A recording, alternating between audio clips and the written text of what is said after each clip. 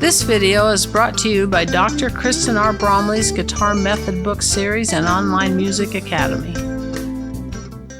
Hi, I'm Dr. Kristen Bromley. Welcome to my online academy. It's so great to have you joining me here in these online lessons. In this video, we are going to take a look at dominant 7th sharp 5 flat 9 voicings. So I'll go over it and explain what those are. We'll take a look at a couple voicings that work really well on the guitar for this chord type, and we'll jam together on a chord progression right along with bass and drums accompaniment so we can practice using these voicings right in context. So it's going to be great. This video accompanies lesson 29 from my Chords and Harmony Books 1 and 2 method book. We're going to start off on pages 188 and 189 as I explain these chords and we go over these chord types. You'll see some information there that matches the explanation that I have and some chord diagrams. We're going to play song number 1 from page 190. That's the chord progression that we'll use. Alright, so dominant 7th chords that have a sharp 5 and a flat 9. We've learned about pieces of this sort of thing before. Now we're just sort of putting it together. So our normal dominant 7th chord would have the root, the 3rd, the 5th, and the flatted 7th. We have a sharp 5 in this case, so we're going to have root, 3, sharp 5, and then the flat 7th. And then we're adding an altered ninth. So we've learned about altered ninths before. The flat 9 is the same pitch as the flat 2. So in the key of C, our normal 2 was a D. So flat 2 would be a D flat. And we're going to put that in the upper part of the voicing. So it's probably going to be at least an octave higher than where our low root is. And we will have a C. In this case, if we're doing C7, it'll be C7 flat 9 sharp 5. C7 flat 9 sharp 5. Quite the sounding chord there. You'll see some chord symbol examples right there on page 189. But when we have this sort of thing happening, the chord symbol is going to say the root and the 7, letting us know it's a dominant 7th chord.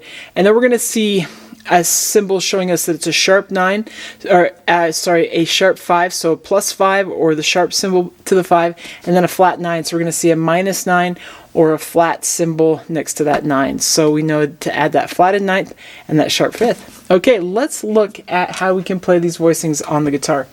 We got a 6th string form and a 5th string form.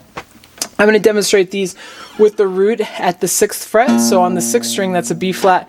On the 5th string, that's an E flat. So that's where our examples will be. So with the 6th string form, we stick our index finger on the root and then middle finger, same fret, 2 strings higher. Ring finger then plays 1 fret higher the top 3 strings, and we will get a dominant 7th chord with the sharp 5 and the flat 9. So that's how that one works. Let's look at the 5th string form.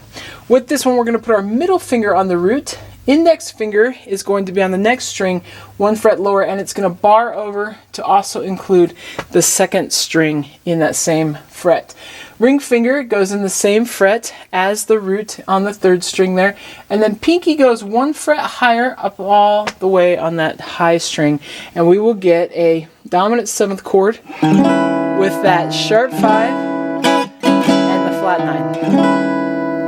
Now it's a great idea to just work your way going back and forth between these two voicings so you can get comfortable finding them on the guitar, which is actually what the chord progression is going to give us some practice with. So we're going to play number 1 found on page 190. You'll notice that just the root notes are included there. That's so we can practice with any of the chords taught in lesson 29. So in this case, we're doing the sharp 5, flat 9 chords that are the dominant 7th chords. So dominant 7, sharp 5, flat 9 chords. Altered dominant chords is what these are. So we are going to, with this, take these and put them in. So it'll start off, for example, with that C7, sharp 5, flat 9, and then we'll do F7, sharp 5, flat 9, and then we'll go to B flat and to E flat, and so on and so forth. We'll make our way through all of them. So it's going to be great. Let's go ahead and play these first at a slower tempo, or I should say this. We're going to play these chords with this chord progression. A little bit of a tongue twister there. We're going to do it twice, first at a slower tempo and then at a faster tempo.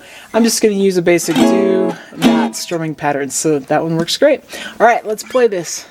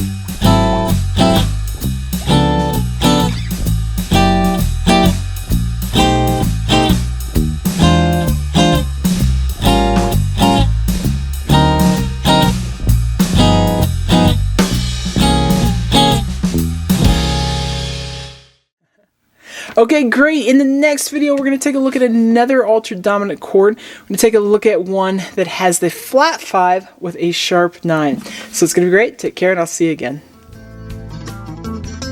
Thanks for watching this video. If you found it helpful, please hit the like button and subscribe to the channel. And be sure to check out more great content. You can find more information about me and my products at KristenBromley.com. Take care.